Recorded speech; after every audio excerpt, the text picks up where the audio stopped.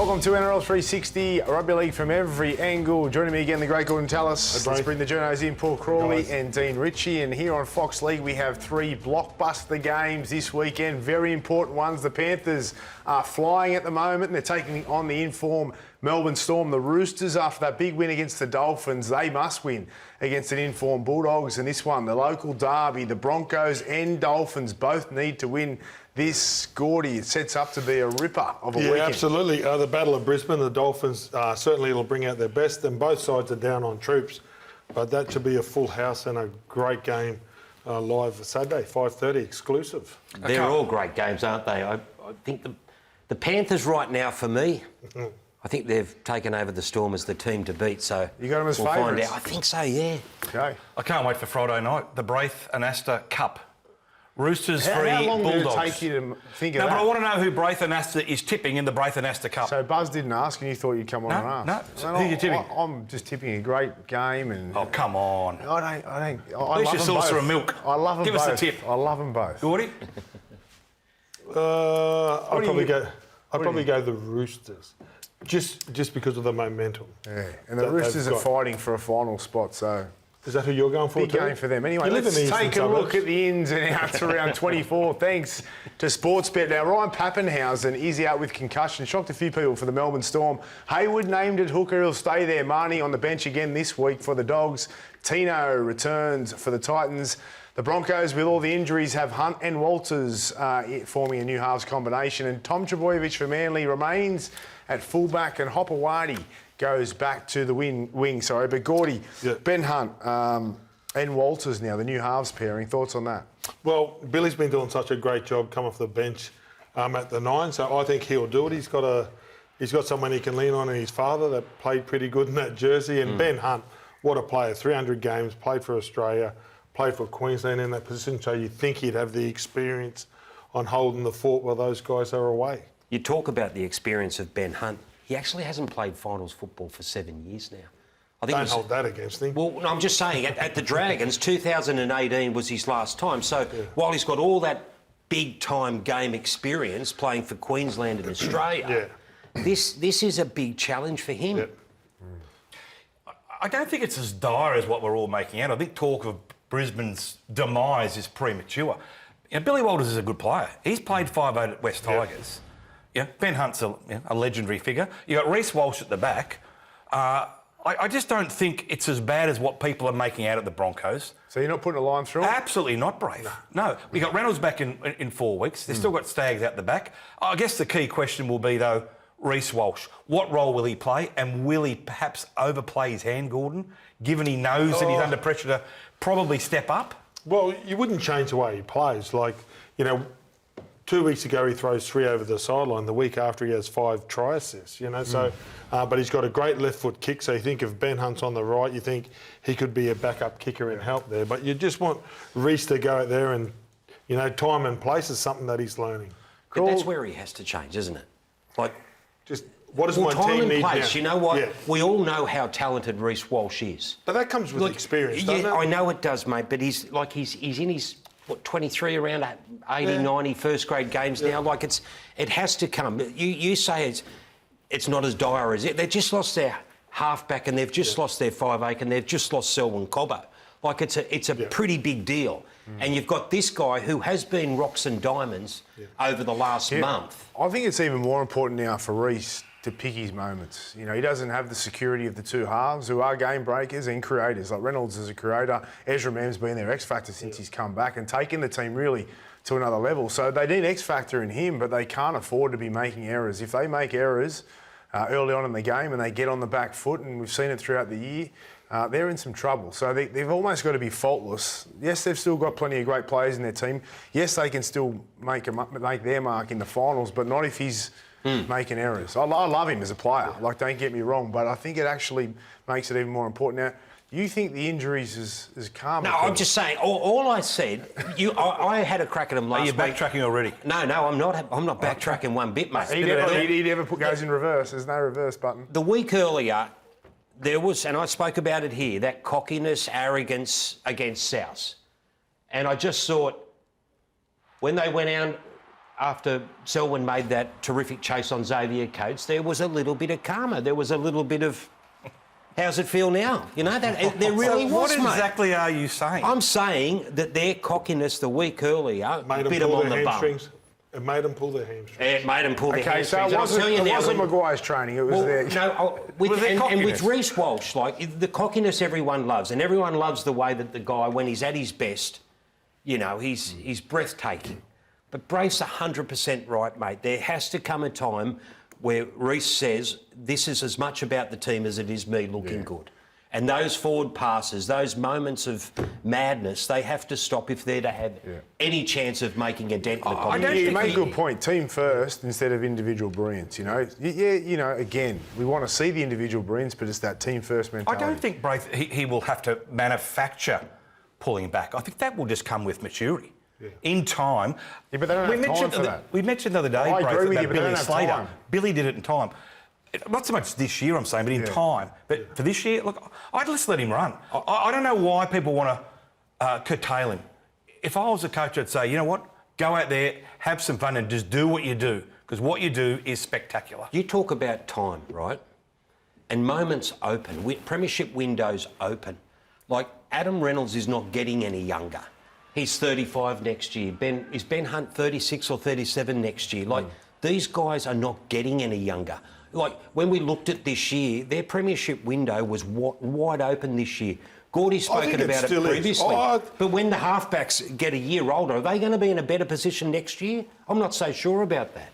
We're only you talking think so? about 4 weeks of pulling it back a little bit here, because Renault comes back in 4 weeks. So we're not saying, you know, like, don't do what you usually do, Reece. Just pull it back a little bit, just a little bit. All right, now, are the Broncos tough enough to survive this? We've had your opinion on this, Bulldog. Do you guys think they're tough enough to survive this injury crisis?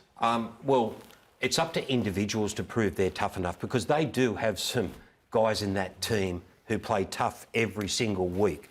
Carrigan, Payne Haas, Katoni Staggs. Like, there's players out there that play tough every week. But as a unit, Melbourne are the benchmark, aren't they? Penrith are the benchmark. They're the teams, and Melbourne showed them last week, mate. They're playing without Jerome Hughes. You think Doesn't they've matter. still got enough there to out tough with Payne, Carrigan. They've got enough experience, don't they? And I you reckon just it's have to more be. mental toughness, though, Gordy. But like, that's they just what gotta they've be. lacked throughout the year. Do they have the resilience? It's 80 minutes of football. Of course they've got a tough 80 minutes. Yeah. We'll find out. This is what Well, they've Madge- got a tough 80 minutes of football in them, haven't they? Absolutely. This is what Madge was brought in for, to add that element of hardness, that grit, that resolve. Now we'll find out, after all the work Madge has done, whether that toughness has been instilled. Now, the Bulldogs have stuck with Haywood at number 9, and Marnie will start on the bench again, but they've named it this week. Is this the right call or the wrong call? Are they looking to the future? You know what I mean? Because I reckon that they were a chance. Like halfway through the year, I think they were surprising people. They're on top of the table. The changes, are they going, we don't think internally, we don't think we're good enough to win the comp, but these guys are going to get some Oh, experience. no, I think they think they can win the comp. Haywood just re-signed, so that's one thing. But I heard murmurs that this may have was a chance of happening earlier than when it actually did. Oh, right. So I think we've Because he's been making such an impact off the bench. Yes. And it wasn't broken. I like it. You know, I'm a big fan of Marnie Reid as well. But the way it worked on the weekend and what he's bringing to that team, Bailey, you can't leave him out. And why would you change it after last week? So has Reid been demoted because of form or because he is leaving the club? No, I think, that, as I said, I think this has been planned for a while. And the plan is now manufactured into a reality and it works. So why would you change Well, it? the coach came out and said that, didn't he? He said this is about Bailey being rewarded, not so much Reid doing the wrong thing to get demoted. And I think you're right, Braith. They showed last week, like, that was a really impressive performance. Have we ever seen a team coming first and then top 2 or 3 Change for the their whole 9 year and 7? and change their 9 and 7? It's pretty crazy, but it seems to be working. I think the history would show that they have, but not without injuries. I tell you what it is, it's courageous of Seraldo. He's put his Jats crackers on the line here. You know, and if it doesn't work out, Cameron's going to have to own up and say, you know, I got it wrong. It probably will work out, but it is a big call. It's a massive call to basically get rid of 2 of your playmakers in a season when you're running first. Yeah. Or up near the top.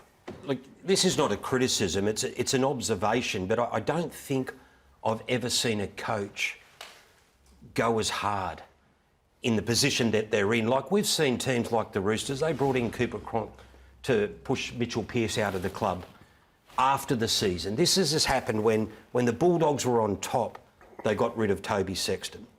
And then now Reed's gone and Bailey Hayward's come in. And ever since Serraldo arrived at that club, there's just this ruthless streak about this man. Like, he's never been afraid to make changes. There's been a huge roster overhaul since he's been there. Let's have a look at it. Take us through this now. Have a look at the changes that he has made and the players that he's let go. I think on every level, every single decision he's made has so far paid dividends.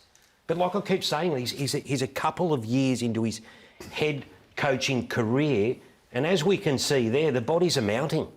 You know what I mean? Like he is not scared to make a decision. But with that, you expect success, don't you? Like, because they were sitting on top of the competition when this happened, and we wait and see what happens over the next 2 months. We're not seriously thinking that's all Serraldo. I mean, that's got Gus's fingerprints all over it. He definitely would have. To suggest that Serraldo's been that ruthless is probably wrong.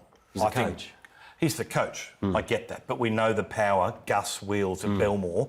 And if Gus wants some of those blokes gone, well, we know what happens. I think early doors it would have been a lot of Gus.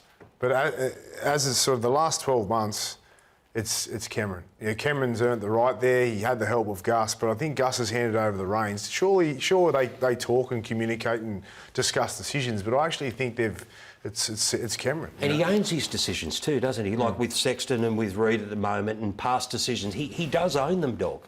So again, it's not a criticism, it's just, it is the reality that the guy is prepared to do what he thinks to make the team first. Do we feel bad for Reed Marnie?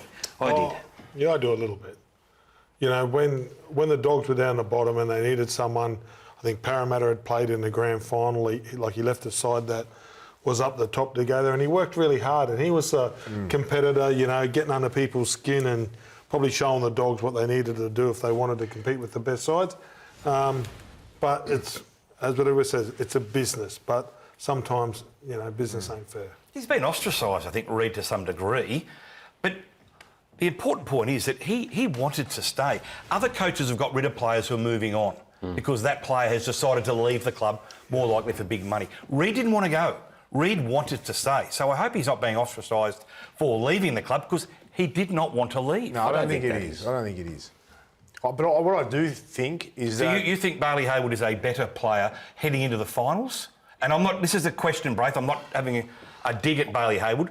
But in the tough, competitive finals environment, do you think Hayward would be your option over Marnie? That's a tough one to answer because Hayward's only new on the scene. And I'd have Reed Marnie there in a semi-final any day. But it's the dynamic, dog, you know. And I think, you know, my thing with Reed is he deserves to be in that squad and they need to keep him in there because he has been a part of that change, that DNA, that hard work, and he's helped them climb the ladder again. And I think, you know, as long as he's in the squad, I'm happy, you know, because he can have an impact off the bench. But so you think you'd put Reed back in after last week? Braith, is that what you're saying? What I'm saying to you is if I was picking a side for a semi-final, I'd want him in there. In front of Bailey? I'd have him ahead of Bailey. Even though you're not going to know what's going to happen the next month, he could play like Harry Grant. He's tough, he's gritty, he gets in your face, he's a finals player. And it's nothing against Bailey Hayward. Clearly, he's a very, very good player. But you're saying Reed's better than Bailey? In a semi-final, I would have Reed Marnie in there any day of the week. Well, Bailey's got a chance against the Roosters. How many semi-finals has Reed Marnie played? Oh, top of my head, I couldn't tell you. Probably not that many. Yeah, but so how do you know? His playing style is what I'm saying, though, Braith. It's that gnarly style which gets in your face. That's what makes it so interesting, though, because Serraldo, who knows this group better than anyone, has backed this decision. He's backed himself for this to be the right decision. And that's why it plays out over the next 6 weeks. I think from an emotional point of view, when you saw Reed standing on the sideline the other day and waiting to get on the field, you can't help but feel emotion for him. Because he's given so much and he sometimes pushes it too far, and maybe that has been a part of his downfall. That's a good point you make there too. Panthers coach Ivan Cleary is full of confidence heading into their clash against the Storm. The reigning premiers now sit inside the top 4 after 9 straight wins. So, Storm been up their old tricks this year, you know, sitting at the top of the table, playing really well. So Always a good matchup, and yeah, luckily we've got ourselves into some sort of form, so maybe give them something to play against this week. I'm comfortable, confident that he'll be back. I just don't know when. So yeah, at the end of the day, he's probably the one guy who's never had a rest in 5 years, really. So maybe it's funny how these things work out. Maybe the rest might do him some good. Panthers v Storm on Thursday night. This is a mouth-watering matchup. No Isaiah Yeo, but no Ryan Pappenhausen, so it kind of squares off there. Jerome Hughes. No Jerome Hughes, of course. The Panthers, they're probably in the box seat at home. You would lean towards them, wouldn't you? Yeah, I think so. I think, well, they're on a roll. They're playing great footy. I wasn't game enough to write them off, but I thought it was going to be a massive challenge. But I think they proved a lot of people wrong that they'd be in this position, and they'd probably be slight favourites, I'd say, against Melbourne because of the players that they have out. You know what? It was May 24, Penrith v Newcastle out there at Bathurst, and at halftime they were down 24-0, as I said. That's when Ivan Cleary gathered them around and said, and I've got blokes in the dressing room who will verify this, you can't just expect to win. Are you hungry enough? Do you have the hunger? And that was the halftime speech which resonated. And the young kids got on board because the Origin players weren't there at the time. So the younger blokes had to say, right, we've got to carry this team on our back until the stars come back. From that moment onwards, they've won 9 straight games. It was as animated as Ivan gets, apparently. It wasn't a filthy spray that a bellyache or Des might give, but for Ivan Cleary, it was as hard and tough as he has ever done. I think for me, it's the growth within this side, within this season, like Blaise Talungi and the young centre like McLean. He's just jumped out of the ground. And at the start of the season, these guys they weren't ready to play Penrith football, and now they are. Those stats are alarming. Well, this is since that loss in round 12. 9 games, 9 wins, averaging 28 points a game scored, and the big one's only 12 conceded, which wins your premierships. But the turnaround has been remarkable. They were coming last. Where do we rank them now? You already said you've got them as favourites. What about you two? Well, I thought if they would have made the 8 and their senior players and their big guns were fresh enough, I thought they would have troubled every side. If they finish in the top 4 and they're fresh and they get a double bite, you wouldn't want to play them. The only concern I would have is that they've won 9 in a row. They were that far behind the field to start with, which was what Braith would be saying, late May. Whether eventually that kind of constant pressure, being up every week, 10, 11, 12 weeks, whether ultimately you just can't do it. You just literally, the emotion drains out of you. They've done it. They have done it, but not that many in a row though, Braith. This is uncharted for them. Geez, they've won some games in a row previously though, and you're right in the fact that there's just pressure week after week for them because they go into this game against the Storm needing to win to stay in the top 4. Like, it's that simple. And to win a premiership, you probably have to be in the top 4. And Isaiah Yeo is a big one that you can't underestimate. Like, Cleary's giving nothing away as to when he'll be back and what shape he'll be when he gets back. But I think they need him. What impact do you think that has on their chances if he's out for a while? Oh, well, if he's back for the finals and he's right to play, again, I'll go back to the fact I think they're the team to beat. But if Isaiah Yeo's not there, different story. I'll throw you a hypothetical. If Penrith miss the top 4, are they going to be historically the first team in many years who could win it from outside the top 4? Yes. Of course they can. Because no one Well, really... the numbers have probably finished 5th. Yeah. Do they still get a home final? They would, correct. There you go. Yeah. But what I'm saying is generally the teams 5 to 8 we think will be competitive, but they can't win it. In this case, though, there'd be a fear factor that they can actually create history. All right, Bulldog, you broke the story. In the off-season review, NRL will conduct on trainer protocols. What are the details on this one? Braith, hallelujah, I say. Let's all rejoice. Sing it. Hallelujah, baby. They're gone. They're going to get out of our faces, which is bloody No good. shame, have you? No shame. So we got blue shirts, we got yellow shirts, we got orange shirts, we got all sorts of You shirts. should be on the mask singing it. I should. They've all got different access to the field. They're running around. Look at them in the Big background. I mean, get them off the field. Is anyone listening to me, or am I just talking to myself? But Jim, What were you saying? Yeah, exactly. I agree. What do I say? About the blue, the yellow, the red, I think the trainers, do you know what, it's hard enough to win games of rugby league, and the players are doing a good enough job. I think the Look at trainers... this here. He's pointing to the spot where Nathan's going to kick the field goal. They shouldn't go on unless there's an injury. They're on the first minute of the game, giving you advice, and some of the trainers are giving some of the greatest players ever to play the game advice. I don't know why we have to wait till the end of the season to enforce a rule that's already there. Like, you look at Elford out there for that set up for the field goal, and he should have been off the field by the end of tackle 4, and he stayed on the field. What I don't understand is the rules is already there. You've got the bunker looking at a game, you've got 2 touch judges, you've got a referee. If anyone spots him, right, and they say, oh, Elford's still on the field, what about this one? The referee stops the game, takes the momentum out of the team's attack, and say, that's all right, fellas, hey, trainer's on the field, we'll start when you get off. And it just completely takes the steam out of their attack. Wasting, because they did it against the Titans, right? That's what they want. No, they don't want that in Elford's case. When he's setting up that field goal, stop the game, get him off the field. Just give a penalty. Just lose the ball, give the other team a penalty. They go 30 metres down the other field. But that requires changing the rules. What I'm saying for the moment is stop the game. You're not changing any rules. You're saying you get off the field. Don't allow them to go Cleary on wouldn't have got until that there's an field injury. goal if the referee would have done that. Tell me this, right? You just run what? The City to surf. 14K. How many drinks did you have? Not many. There you go. So why do they want to drink a minute into a game? They don't need water. They don't need anything. Stay off the field until there's an injury. It's true. That is like, and then go on after 20 minutes. You can't go on unless there's an injury and give them a drink at the 20-minute mark. You don't need it that bad. Yeah, so but be honest, Because that training, when you're training, you don't get a You're drink. barely drinking, to be honest with you, aren't you? Like, Nothing. He's not carrying up, mate. He's just running around directing traffic. Out there, but the rules are there that says he can't be on the field. Just stop the game. Yeah. What they're going to look at, Crawls, is when they go on the field, how long they're on the field and how often they go on the field. The NRL hasn't finalised a model yet. Can I pay to get on that committee? You got enough jobs. Hey? What would you say? They're not allowed on the field unless there's an injury. Let the players... I don't mind a hydration, Gordy, to some degree. I don't think we after can... the 20-minute mark. Yeah, I don't think we can ignore that. Let me and obviously tell you concussion's something. important. I tell you what, there'll be a try scored and you run on then. We saw an incident in the 2019 grand final. We did. So again, that goes back to your point. What if there's an incident in this year's grand final and we don't change the rules until next year? Well, this is the bit that frustrates me the most Look because at this that. is, what's this, 6 years ago now? This has just been going on for so long.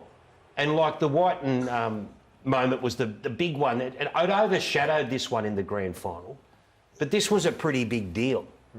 And we've seen it year after year, and it's just allowed to be. The rules are there, but they allow it to get out of control. As even the NRL's response after that field goal incident the other day where Elford stayed on the field, they basically said, well, it's up to the ground manager to make these decisions, and all the teams are doing it. He's got enough with interchange and all that kind of stuff. But there's guys in the bunker, Gordy, they're watching everything in the games. They're going to spot if the trainer's on the field. Don't have them watch. They're just not allowed on the field. Change them in the off-season, but for now...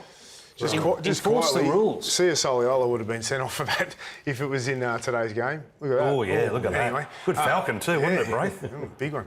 All right, reports that Sandon Smith has been given permission to look elsewhere. We've been talking about this for a while, Dog. You've got some information on this. Where's he going to land? Yeah, I spoke to a few people today. Obviously, the Raiders, which has been reported already, are interested. That can be confirmed. I'm also told today that Newcastle and the Cowboys are 2 new sides that will join the queue.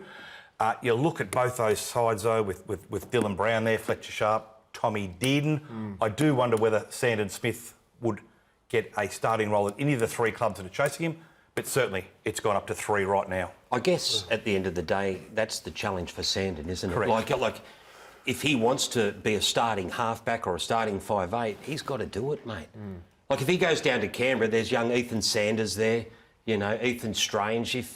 If you take on the challenge, it's your job to get into the team, and that's where his career's at. Is there a side that's the front runners? I think the Raiders are interested, Gordy, but there's a lot of detail to get through before they get anywhere. Leads me to one question for you, Braith. Jonah Pizzette, in the halfback merry-go-round, is there an option there for him to be on loan? And do you think clubs will pursue that line? Well, it depends. At the moment, we're going through a process, and we'll probably know more in the next few weeks. But he's either going to be off contract entirely, or most likely be loaned out. We'll try and loan him out for next year. So that could become an option, yeah, Dog. And I don't know, but there's still a couple of weeks to work that out. But it's something we've got to sort out, actually. But yeah, there is a possibility. Yeah. All right, Buzz mentioned a possible loophole last night for the Roosters and DCE, with maybe if it hasn't been registered with the NRL, so they can still take him, but then use him as a coach. Or I don't know. I couldn't quite. He could be coaching on more than Robbo. Well, but what Buzz said was basically that I don't know where he got this from, if it was his idea or it come from someone else, but there's a school of thought out there that perhaps because of the way things have transpired at the Roosters with Hugo and Sam, that perhaps they might turn things around and maybe offer Daly an opportunity on the coaching staff instead of playing, which is not a salary cap loophole. But how do you reckon that would go down if it was to eventuate with Daly? I don't think Nick could do it. Braith, you know Nick as well as anybody. I don't think Nick would do that. Nick is a man of honour, and I think if Nick has made an offer to Daly to be a player, I don't think he would renege on that and say, Daly, you're now on the coaching staff. Can I ask a question? Would Nick put the Roosters first? Yes. So the best decision for the Roosters will be made. He would, Gordie, but he's also a man of integrity. And if he's promised a player, in this case DCE, that he would have A, B and C, I think Nick will deliver that. It's an interesting one, though, isn't it? Because you look at the way that their two halves are complementing one another at the moment, the way that Sam has come back from his injury and he's just taken his game so quickly after a knee reconstruction to another level. And I don't care what jumper Daly Cherry Evans wears next year, whether it's number 6, 7 or 42, Daly Cherry Evans has been playing the same football for 15 years. That's his style. It's a big game on the weekend for the Roosters and their halves, and this time next week it'd be interesting to see what we're talking about and the opinion we have watching Savala and Sam play against, Bulldogs on the weekend, see how they go. Now, you are saying that Manly fans are calling for DCE to be dropped. Is that right? Yeah, Braith, I just think that there's a story I wrote. You speak to Manly fans and they are really turning on Daly. I just think it's wrong. I'll tell you why. Daly Cherry, for all his faults, has been an institution at Manly. He's a legend at Manly. He's played nearly 350 games at Manly. I think you have to show him respect. And I know a lot of people are saying, well, he hasn't shown Manly respect. But I think to drop him, as the Manly fans are saying, would take away a bit of dignity. And I think Daly Cherry Evans, after all he's done at that club, captained them for multiple years, won a premiership, I think that would be a bad move. And I'll tell you what, if they were going to bring in a player next year because Daly was moving on, I get that. Young Joey Walsh, but he's not going to be there. They're bringing Jamal Fogarty in. So Walsh doesn't need to come in now. Do you really think there's any chance in the world that Seibold's going to drop? I don't know. Cherry Evans. I was more referring to the you know fans. What? The fans are entitled to feel how they feel. Yeah, if they feel like they don't want him, they're allowed to express themselves. Like but the coach who makes the decision, and look, it's not going to happen, mate. There's no way Seibold's going to drop him. Would you drop him personally? No, mate. Well, Would you, they're fighting to. No, I've just argued no. Have you just but didn't you write the article? Well, we're saying we wouldn't drop him, and you're saying the fans want him Well, it's a dropped. bit of creative writing there. Filled in a minute and a half of this show. All right? Dog, you're the best. Now, Shane Flanagan, I'm confused. Shane Flanagan re-signs with the Dragons until 2028. Is this a good signing, and why did they extend him? Do you know? Like now? Look, the mail I get is that they're just happy with the avenue and the direction that Shane Flanagan is taking them. I spoke to Flano the other day and he wouldn't give me names, but he said the two key positions he's looking at is a winger and a middle. And a halfback. Yeah, and a halfback. I half jokingly said, what about Payne Haas? He said, we love him. Did he say halfback or he didn't? No. He didn't say halfback? No, he didn't say halfback. Okay. But the chief executive said But let's it on the not show, read didn't he? into that too much, okay? No, he didn't say it on this show, the chief executive. He said it in the papers before he came on the show. It's definitely come out, and I think that's the... So there's no question in the world, in the last 2 weeks, they've beaten Canberra and the Sharks. Yeah. And with that squad, they're pretty fair scalps. And they're probably performing as well as you probably thought they could this year. However, Flanagan needs to land a big fish. he needs a kill. He needs a marquee player. I really believe he does. Like that But Dragon is that squad just on at the Flanagan, or moment. is that on the club? That's on Flanagan. That's on the coach, mate. Okay. I truly believe it is. I think the coach is the pulling power for one of these players. Is he the coach that draw a big fish? He has to be. Because this Dragon squad at the moment, there's good kids coming through and he's got them playing good football. But they must think lack he the is class. because they extended and upgraded. What about Val Holmes, Damien Cook, Clint Gutherson? Fair players there he's pulled in. Yeah. Yeah, no question in the world. But where was Gutho's position at Parramatta when he decided to go to the Dragons? Was it his first choice or was he kind of pushed out of Parramatta? Valentine Holmes looking at a massive haircut. Cookie was basically unwanted at South Sydney. Like, that's just the reality, dog. That's not me picking on Flano. Yeah. And no question in the world, like you talk about a guy like Jonah Pezzett.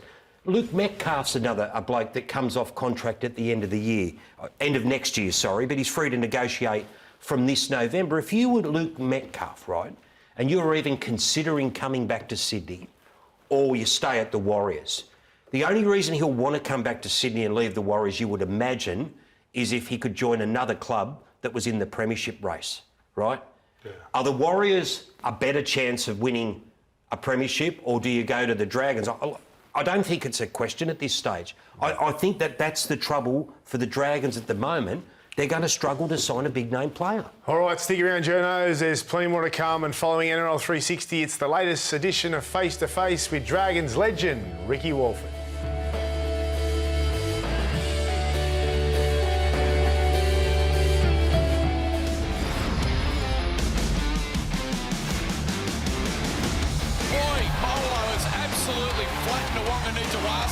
Rugby convert absolutely levelled him. Look at this, there you go. And Donohue's back out to meet them. Donohue got up there to really rattle his cage. So Savala gives it to back fence Spence. He launches himself. Keeley was there looking for him as well. And look at this.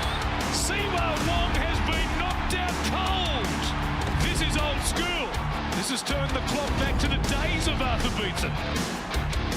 Welcome back. Those were our crunch time hits of the round, thanks to Red, Rooster and Bulldog. It's all about Spencer Leniu this week in Bulldogs Bite. Yes, Spencer Leniu, Braith. I've written a story saying that, as you can see, the breakout quote down the bottom, his greatest asset is also his biggest weakness. He could make or break the Roosters' season. Given what unfolded up there against the Dolphins last week, I think it was telling, Braith, how easily. And here's Spencer come running in right now. There he is coming in. Of course, what unfolded again a few minutes later, it was just ridiculous. But he will be on every tip sheet now from opposing coaches. He'll be baited. He'll be 100%. He'll be tormented. And I think he has the ability to tear a side apart. But he also has the ability, if he's going to lose the plot, lose his discipline, I think he can really, really hurt the Roosters' season. I used to lose my temper, right? So I know a bit about this. So is he seeing someone for it? Because Thurston he had to go at. Then he goes at Peabody, little Reedy, the part-time Queenslander. But if you're walking off the sideline and you're having a problem with a journalist, like the players are going to get... a couple of years ago. Jared, right? Like everybody who's got a problem. And he doesn't need to. You know what I mean? Like the best play he's got in his kit bag is a quick play the ball. Well, Gordie, you were taunted, weren't you? Absolutely. And then when I lost my cool, my team paid the ultimate price because I let them down. Right? When it happened the other day, though, when that happened in that game, I think at that point of the match, there's one try in it. And you're 100% right, Dog. Like, I think if things were fair dinkum out here, and if it was fair, Spencer's the one that gets sin bin. Yeah. Like, because... As Christian Wolf said after the game, his two guys, like, they've got guys shaping up to him. What are they supposed to do? Yeah. And for Sutton to come out and say, I want 2 and 2. Now, he may well have seen it all, but Billy Slater made the suggestion over the weekend, you know, the 2 and 2, and it sounded this way too, by trying to make it fair, you were actually being unfair. And I think the Dolphins were hard done by. Do you want to have a listen to the audio? Yeah. Let's have a listen. We've got Spencer, and what's the name of the Dolphins bloke? Spencer and Orblick started. Then I've got Nafahu who comes in and really escalates it. And that's on Francis. So, mate, I'd like 2 and 2. Okay, that's in context. Yeah. The whole bit. I'll maintain it was Spencer that started it. Yeah. The other guy was kind of put in a situation where, like, Gordie, what happens if you're out there? The instigator normally went like in my era. The instigator goes, and the referee would say, "If you want to keep on joining in, you go with him." So it's normally the guy that instigates. I love Spencer's I like the way aggression. he I plays love as the well. way that he plays, and I thoroughly enjoyed that first 20 minutes. When he did that, it was 10-0 with a kick to come. They were in complete control of the Roosters, and I've gone, what are you doing? You know, because I'm thinking he's going to get sent. So he's a risk, you know, he's a risk to his team, and luckily they went on to win it. I would have been happy, and I was going for the Roosters. I wanted them to win badly, but I would have been happy if he was the only one sent and, you know, the others didn't get penalised because he was the aggressor. Yeah. And it just nothing would have happened. Even the play before, he was the one running in, you know. So I thought it was a bit unlucky for the Dolphins. I bag referees more than anyone in the world, but I thought he did a good job, Sutton. It was turning 4 off? It was a powder keg moment. It had the ability to erupt. It had the ability to erupt again minutes later if it was still in their systems. To quell it quickly, efficiently and calmly, you go over. But it's not fair, Doc. 11 on 11. But they were still in the melee, though, Crawls. It calmed the situation that Spencer created. Correct. Like, that's how in the hell is that fair? Well, look, it's not fair, mate. Look, there you go. Look, the Dolphins bloke's just ready to throw one there himself. What do you want him to do? Cop one on the chin? Like, Well, if he's going to do that, come he's on, got to go as well. Like, Oh, dog. Are you serious? Look at Moa, threw it right there into Nafahu's face. I'm just saying, I thought it was without Spencer. Like, you take courageous Spencer effort out of from that, Jared mate, you Sutton. solved the problem. I thought Sutton did a good job. What if Gordie shaped it up to you? How would you go? Mate, tissue paper. All right, stick around, Journo's up next. It's a player's perspective with Broncos star Patrick Carrigan.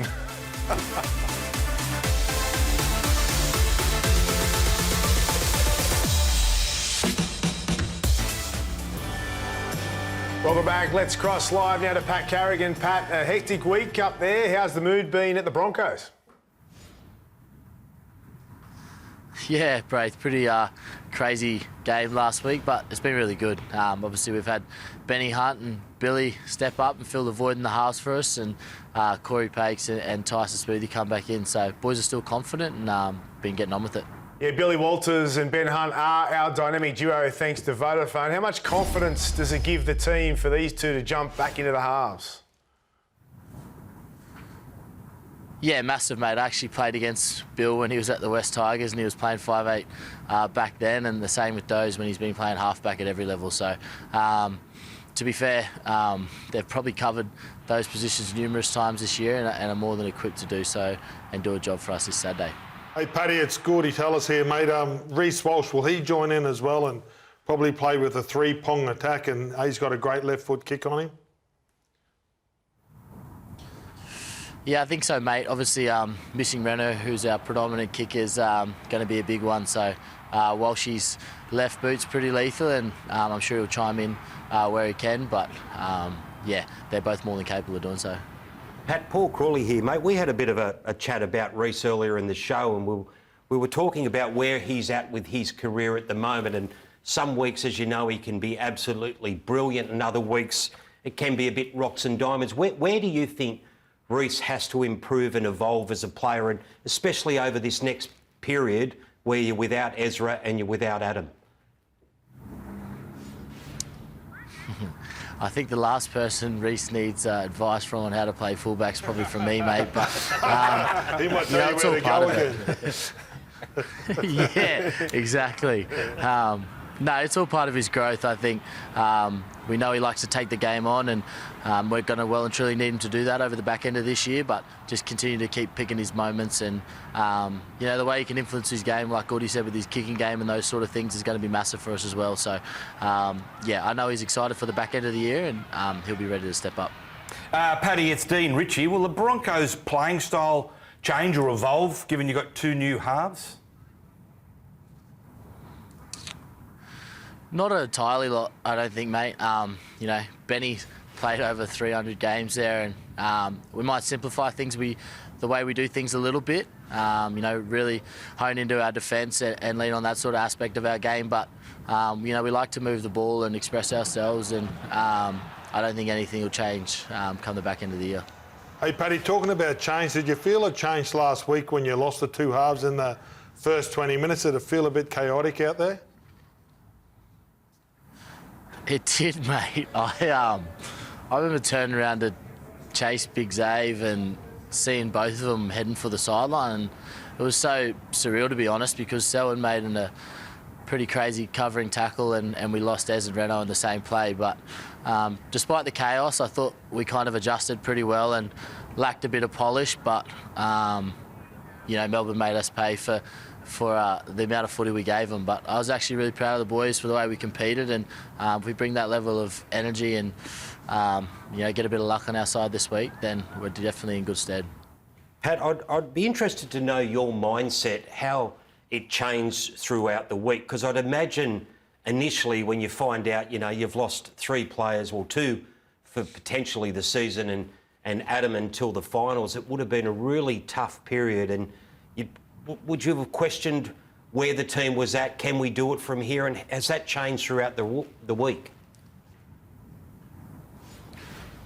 Not for me, to be honest, mate. I think, they're 3 really important players to our group, but, every team's experiencing injuries, and the guys at the Dolphins we're playing this week are at the forefront of that too. So I think where we want to go and be at the back end of this year, there's no time to feel sorry for yourself. It's the next man up mentality, and I know the guys that we're bringing in are more than capable of doing the job. So it's about all of us coming together as a group and, really buying into what we're doing at the back end of this year. Paddy, how's the coach reacted or handled the loss of those key players, and what's been the message this week? Yeah, obviously it's probably disappointing for the boys. He's seen the work that they've put in behind the scenes, but he's also really confident in, like I said, I think he signed Bill as a 5'8" back at the West Tigers days. So, I think he's put in there and he knows that he's more than capable of doing a job. And, it's a pretty handy last name to have in the number 6 jersey for the club. Paddy, when we talk about Madge, you have sort of thoughts of him being hard and severely disciplined and a tough master. Is that true?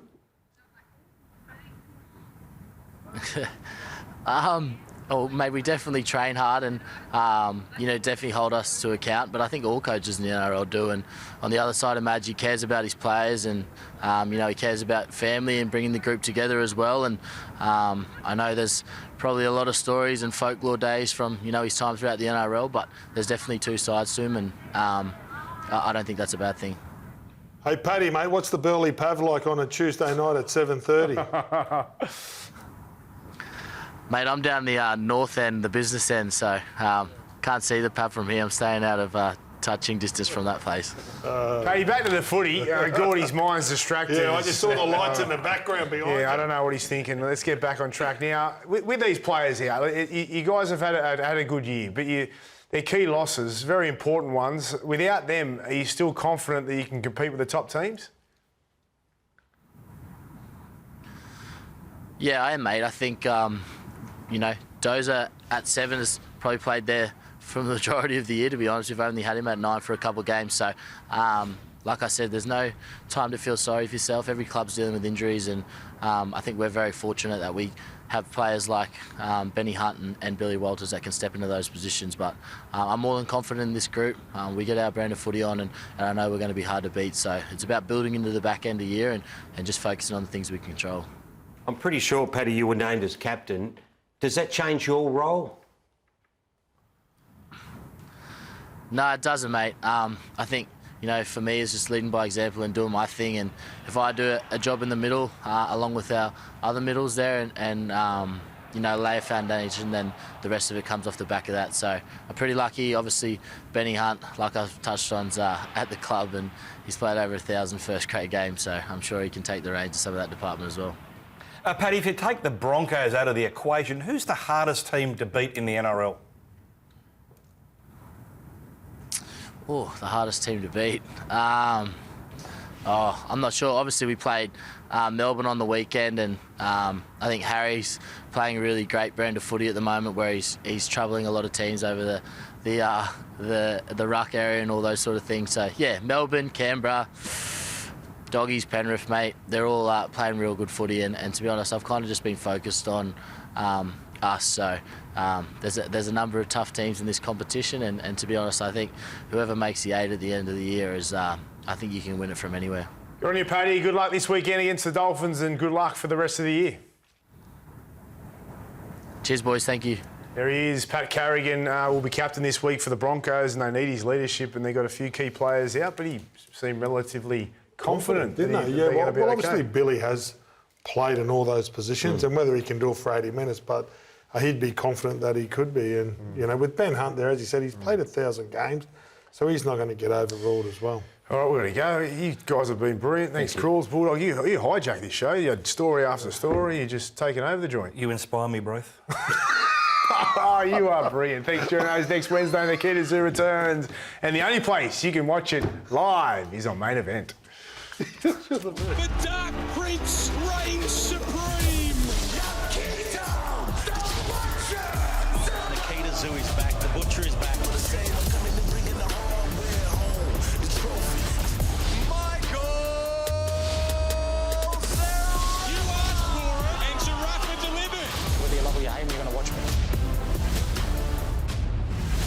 It's time for blood and brutality.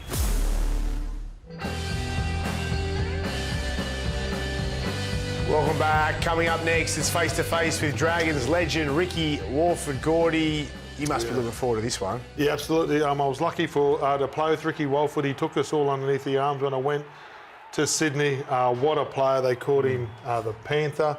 I actually remember when I was a young kid, he took me back out to Walgett. And he had the Ricky Walford Cup, and just what he did to the community as well, and for the community. An amazing player. I remember growing up, Gordy, and this was sort of my era when I was like 7, 8, 9, you know, watching these big games, and he was just a flyer, wasn't he? He's a classy player. Absolutely, and the great Bob Fulton went there and saw him play and said, I want you to come, and I think he went to the Roosters and then finished his time at the Dragons, and a great fella as well. Yeah, great Indigenous player, one of many that we've celebrated over the last couple of weeks, Gordy. That's it for NRL 360. Thanks, Braith. Dog was the best. Dog was man of the match tonight. Now it's time for Face to Face.